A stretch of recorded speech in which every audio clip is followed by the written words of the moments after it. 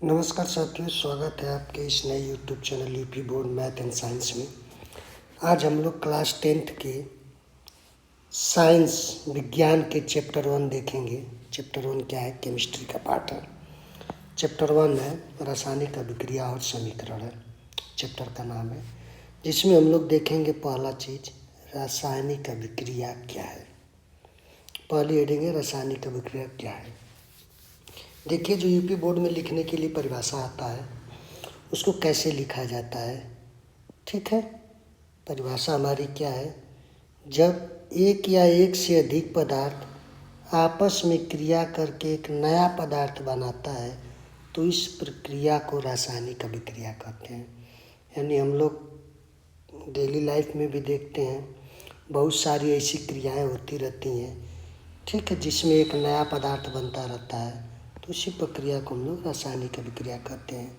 यानी जब एक या एक से अधिक पदार्थ आपस में मिलते हैं और मिलकर एक नया पदार्थ बनाते हैं तो इस प्रक्रिया को रासायनिक अभिक्रिया कहते हैं। जैसे एग्जाम्पल है, लोहे में जंग लगना। हम लोग देखते हैं जो खिड़कियाँ होते हैं, दरवाजे होते हैं, वो लोहे के लगे होते हैं। अगर उसमें पेंट वेंट न किया जाए तो हम लोग देखते हैं कुछ समय के बाद उस पर जंग लग जाता है। ठीक है, तो जंग लगना भी एक क्या है? रासायनिक अभिक्रिया है। क्योंकि जो लोहा होता है वह खुले वातावरण में होता है जिसमें ऑक्सीजन और नमी उससे बराबर मिलती है, इसलिए उसमें जंग लग जाता है। और जंग लगने की प्रक्रिया क्या है? कि रासायनिक अभिक्रिया है, क्योंकि एक नया पदार्थ बन रहा है। अगर हम चाहेंगे इससे वही मूल पदार्थ लोहा प्राप्त हो जाए तो ऐसा संभव नहीं है। तो यह एक क्या हो गया? रासायनिक अभिक्रिया हो गया। दूसरा एग्जाम्पल है दूध का फटना। दूध का फटना भी एक क्या है? रासायनिक अभिक्रिया है। जैसे दूध से हम लोग फाड़ कर दही भी बनाते हैं, पनीर बनाते हैं, यानी एक नया पदार्थ बन जाता है। ठीक है, तो इसमें एक चीज़ होती है पहचानने के लिए, जब भी कोई एक या एक से अधिक पदार्थ आपस में मिलकर क्रिया करते हैं, एक नया पदार्थ बनाते हैं तो रासायनिक अभिक्रिया होती है। तो अगर जो नया पदार्थ बन रहा है, क्या हम उससे मूल पदार्थ पुनः प्राप्त कर सकते हैं? अगर ऐसा नहीं कर सकते हैं तो वह रासायनिक अभिक्रिया है। अगर वह मूल पदार्थ प्राप्त हो सकता है तो रासायनिक अभिक्रिया नहीं होती है। इसमें हमेशा ये ध्यान देना होता है कि एक नया पदार्थ बनना चाहिए। तो दूध से दही, पनीर बनाया जाता है, खोआ भी बनाया जाता है। ठीक है, तो वो भी एक क्या है? रासायनिक अभिक्रिया है। मैग्नीशियम का जलना, मैग्नीशियम ऑक्सीजन की उपस्थिति में जल के मैग्नीशियम ऑक्साइड बनाता है, जिसमें तेज रोशनी और ऊष्मा निकलती है। ठीक, भोजन का पचना भी एक क्या है? रासायनिक अभिक्रिया है। जब भोजन पचता है तो बहुत सारे प्रोटीन, विटामिन और भी चीज़ें जो शरीर को आवश्यकता होती है वो मिलता है, तो भी एक क्या है? रासायनिक अभिक्रिया है।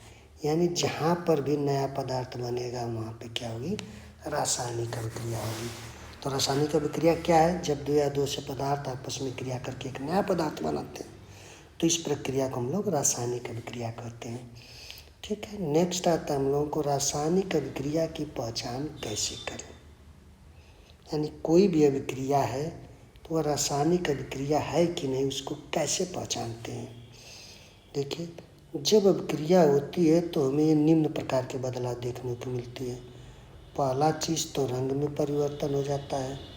जैसे लोहे पर जंग लगना, तो जंग लगता है तो भूरे कलर का हो जाता है, तो कलर बदल गया। दूसरा होता है परिवर्तन गैस का निकलना, गैस भी निकलती है। सिरका और बेकिंग सोडा की अभिक्रिया होती है तो कार्बन डाइऑक्साइड गैस निकलती है।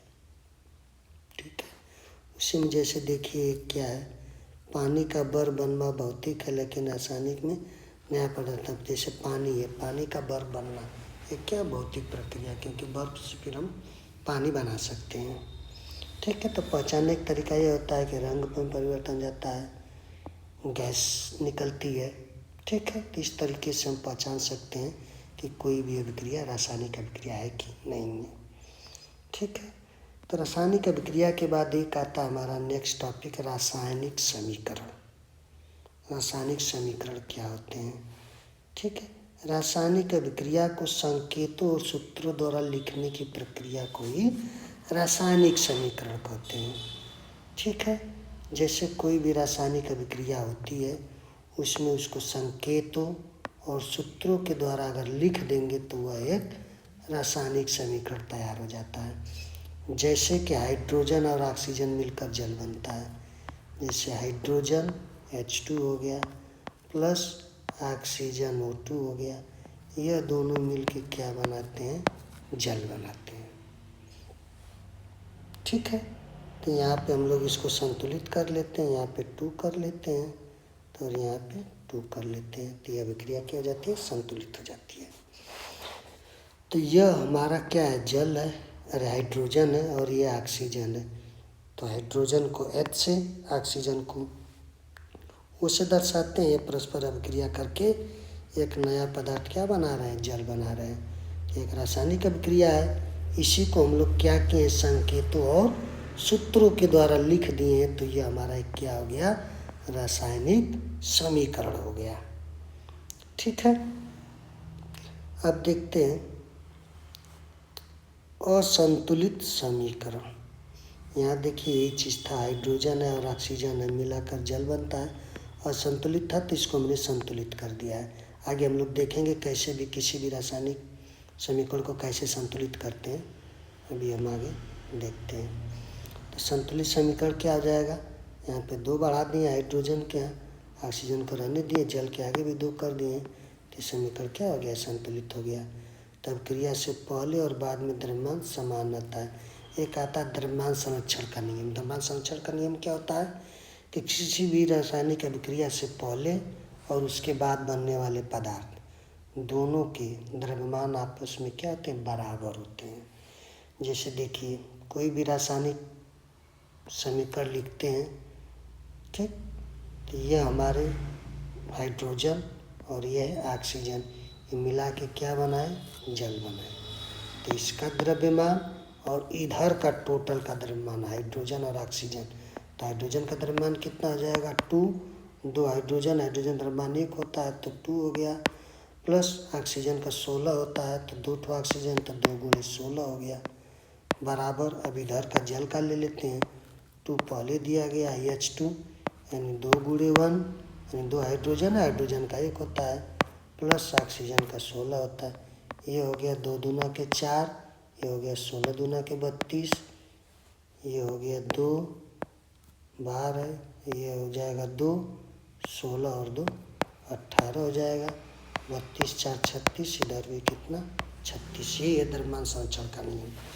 यानी अभिक्रिया से पहले भाग लेने वाले पदार्थ अभिकारक और अभिक्रिया के बाद बनने वाले पदार्थ यानी उत्पाद, यानी इनका टोटल द्रव्यमान और इनका टोटल द्रव्यमान आपस में बराबर होता है।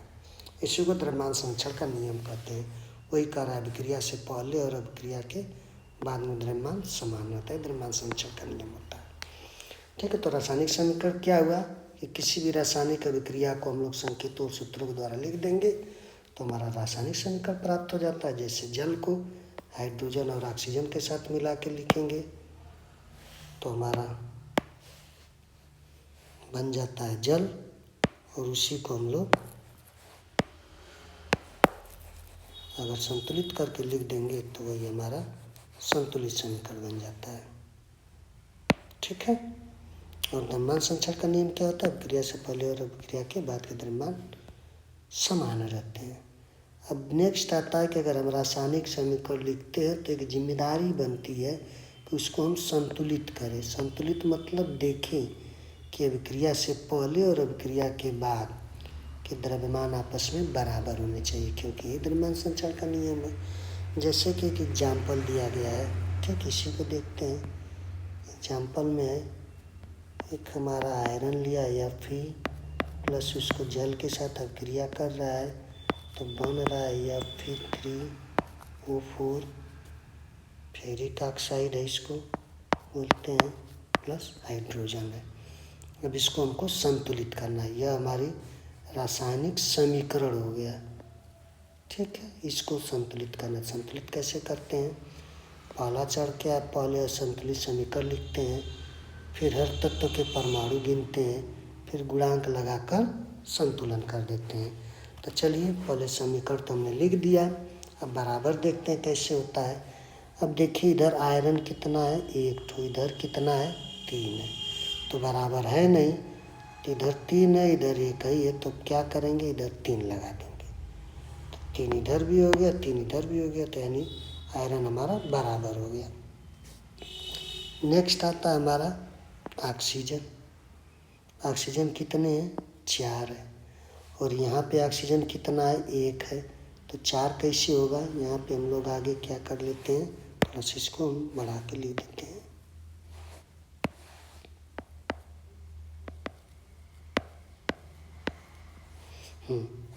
अब देखिए ऑक्सीजन 4 है, यहाँ पे ऑक्सीजन 1 है, तो इसके आगे हम लोग 4 लगा देते हैं, 4 ऑक्सीजन हो गया, तो ऑक्सीजन बराबर हो गया। लास्ट में हम लोग क्या बराबर करते हैं, हाइड्रोजन। कोई भी रासायनिक अभिक्रिया होगी उसका जो भी समीकरण होगा हम लोग सबसे आखिरी में हाइड्रोजन को बराबर करते हैं। तो देखिए हाइड्रोजन यहाँ पे कितना है 2, यहाँ पे कितना हाइड्रोजन हो गया, देखिए H2 है यानी 2 ये 4 आगे गुणांक लग गया, तो यानी 4 गुणे 2 कर देंगे, कितना हाइड्रोजन हो गया 8 हो गया। यहाँ पे कितना है 2, तो इसका मतलब इसके आगे भी हम लोग 4 लिख देंगे, तो 4 लिख देंगे तो 4 दूना क्या हाइड्रोजन भी हो जाएगा। अब एक बार मिला लेते हैं हम लोग बराबर है कि नहीं।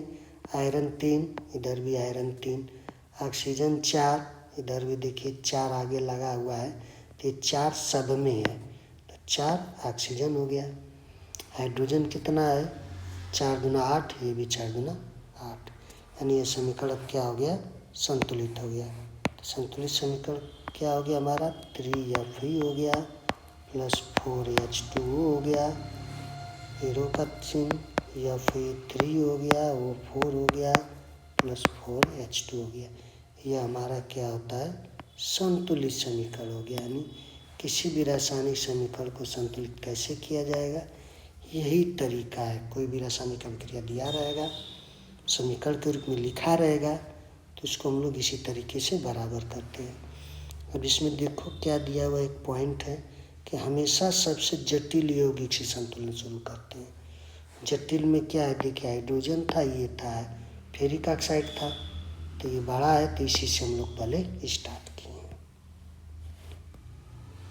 ठीक है, अब नेक्स्ट आता है हम लोगों को रासायनिक अभिक्रियाओं के प्रकार, यानी रासायनिक अभिक्रिया कितने प्रकार की होती है। ठीक है, तो रासायनिक अभिक्रिया देखिए पहला है इसमें संयोजन अभिक्रिया।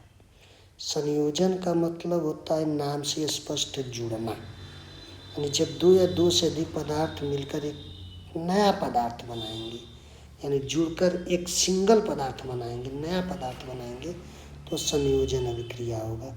संयोजन अभिक्रिया का यही पहचान है कि यानी अभिक्रिया से पहले जितने भी पदार्थ रहेंगे सब मिलकर एक सिंगल उत्पाद बनाते हैं। ठीक है, यानी जितने भी अभिक्रिया से पहले रहेंगे सब के सब जुड़कर एक सिंगल उत्पाद बनाते हैं। जैसे कैल्शियम ऑक्साइड को जल के साथ अभिक्रिया कराएंगे तो बनाता है कैल्शियम हाइड्रोक्साइड, और प्लस उसके साथ में क्या निकलती है ऊष्मा, तो ऊष्मा निकल के वातावरण में चली जाती है, तो हमारा एक नया पदार्थ बन जाता है कैल्शियम हाइड्रोक्साइड। इसी को बोलते हैं दूधिया। यह है चूना, यह है जल। जब चूने को जल में रखते हैं तो देखते हैं जल खौलने लगता है। ठीक, तो जब खौलता है तो उसी के साथ ऊष्मा निकलती है और यह हमारा कैल्शियम ऑक्साइड प्राप्त होता है नया पदार्थ। यानी देख रहे हैं कि 2 या 2 से अधिक पदार्थ आपस में मिलकर एक नया पदार्थ बनाता है, एक ही पदार्थ बन रहा है, इसलिए कौन सी क्रिया है संयोजन क्रिया है। इसका यूज क्या करते हैं हम लोग जानते हैं, घरों की पुताई करने में यूज किया जाता है, दीवारों पे पेंट किया जाता है इसी से। ठीक है, नेक्स्ट अभिक्रिया आती है अपघटन अभिक्रिया। अपघटन का मतलब टूटना, नाम से क्लियर है, जहाँ पे कोई एक यौगिक टूटकर 2 या 2 से अधिक पदार्थ बनाता है, तो अपघटन अभिक्रिया होती है। जैसे कैल्शियम कार्बोनेट है CaCO3, ये टूट रहा है तो कैल्शियम ऑक्साइड और प्लस कार्बन डाइऑक्साइड ये ऊष्मा के रूप में निकल रही है। यानी अपघटन में कोई एक पदार्थ होगा, वह टूटेगा दो या दो से अधिक पदार्थ में। संयोजन में क्या था कि दो या दो से अधिक पदार्थ मिलकर एक सिंगल पदार्थ बना रहे थे, तो संयोजन अभिक्रिया था। और जब कोई एक सिंगल पदार्थ टूट रहा है दो या दो से अधिक उत्पादों में, तो वह कौन सी अभिक्रिया बन रही है? अपघटन अभिक्रिया। यानी जब एक यौगिक टूटकर दो या दो से अधिक पदार्थ बनाता है तो अपघटन अभिक्रिया होती है। नेक्स्ट आता है विस्थापन अभिक्रिया। विस्थापन का मतलब विस्थापित कर दे, यानी कोई एक बैठा हो और उसको वहाँ से हटा कर दूसरे स्थान पर कर दे, वहाँ खुद बैठ जाए। जैसे देखिए यह दिया हुआ है zinc plus copper sulphate CuSO4, इसकी अभिक्रिया हो रही, तो जिंक क्या कर रहा है? कॉपर को हटा दे रहा है, भगा दे रहा है यहाँ से, तो जिंक सल्फेट बन जा रहा है और कॉपर को यहाँ से हटा दिया। यानी क्या कर दिया? जिंक ने कॉपर को विस्थापित कर दिया यहाँ से। तो इसी अभिक्रिया को हम लोग क्या कहते हैं? विस्थापन। ऐसा क्यों करता है?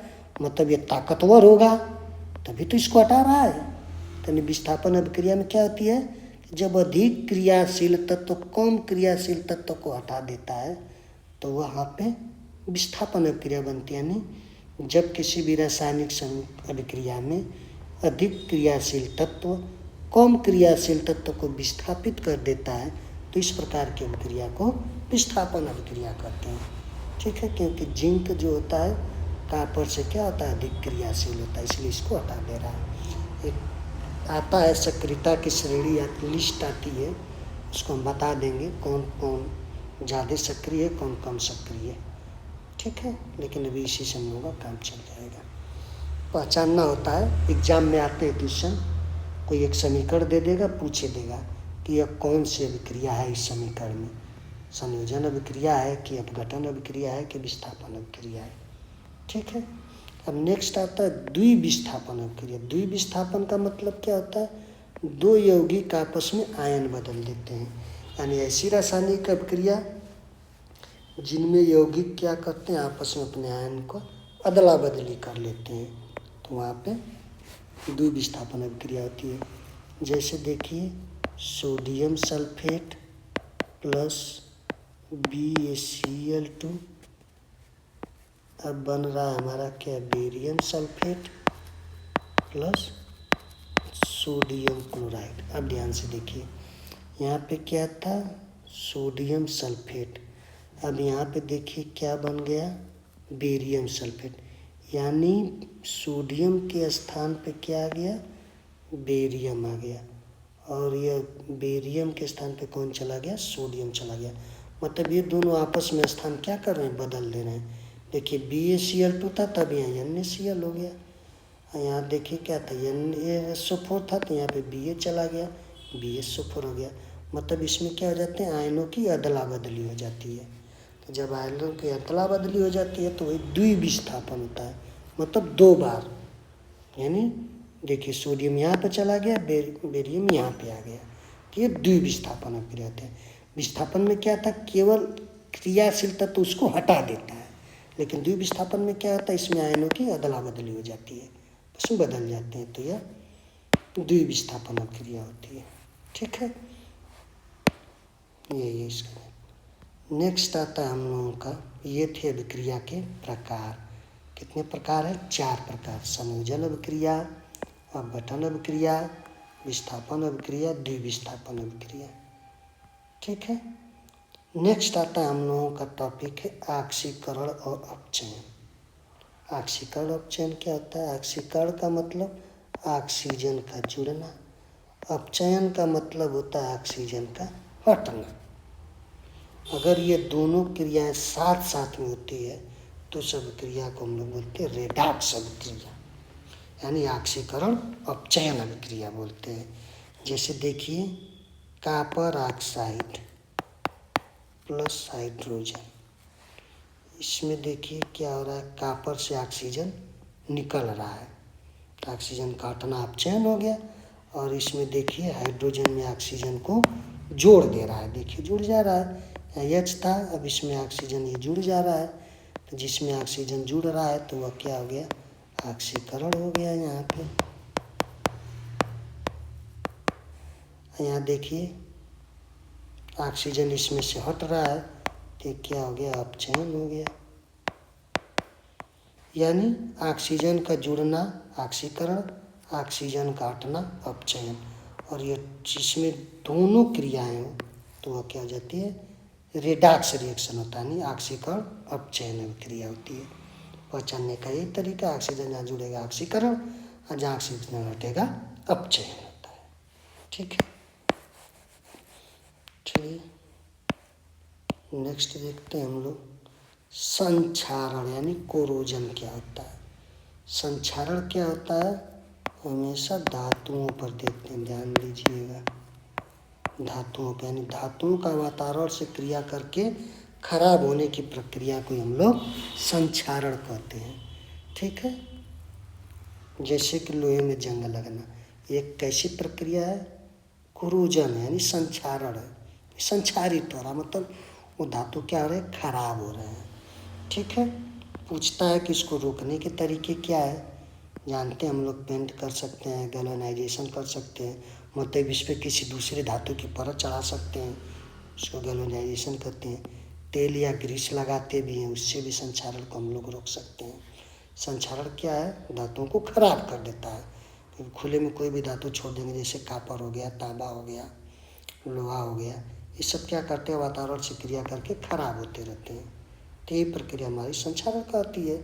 इसको रोकते कैसे हैं, उस पर पेंट कर सकते हैं, गैल्वेनाइजेशन कर सकते हैं, मतलब किसी दूसरे धातु की परत चढ़ा सकते हैं, तेल या ग्रीस लगा सकते हैं। ठीक है, इस तरीके से इसको रोक सकते हैं। ठीक है,